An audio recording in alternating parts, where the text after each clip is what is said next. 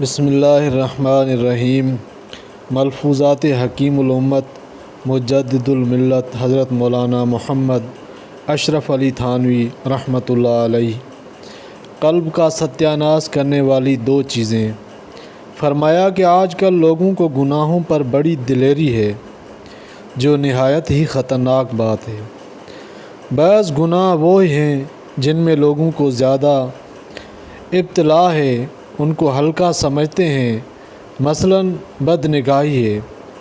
اس میں عوام تو کیا خواص تک کو ابتلا ہے، یعنی امتحان ہے، ان کے لیے مبتلا ہیں اس میں۔ یہاں خواص سے مراد جاہل درویش اور مدعیان محبت رسول ہیں، جو بدعات کے حامی ہیں اور مولود مروجہ کی مجالس میں امرد لڑکوں کو ساتھ رکھتے ہیں۔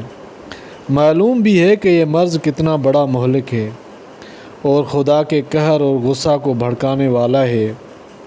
یہ بدنگاہی نہایت ہی سخت اور خبیث فعل ہے۔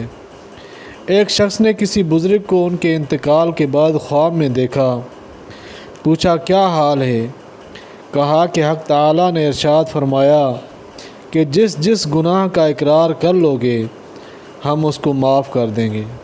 میں نے سب گناہوں کا اقرار کر لیا، مگر ایک گناہ کا اقرار کرتے ہوئے شرم آئی، اس لیے وہ اب تک معاف نہیں ہوا۔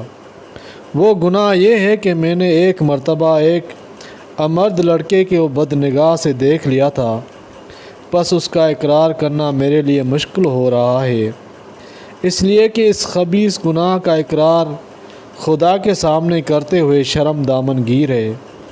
ہمت نہیں کس منہ سے اقرار کروں کہ میں نے یہ گناہ کیا ہے، بس اس کے عذاب میں مبتلا ہوں، اور یہ عقوبت اور عذاب میرے لیے سہل ہے، اس سے کہ میں حق سبحانہ و تعالیٰ کے سامنے اس گناہ بدنگاہی کا اقرار کروں۔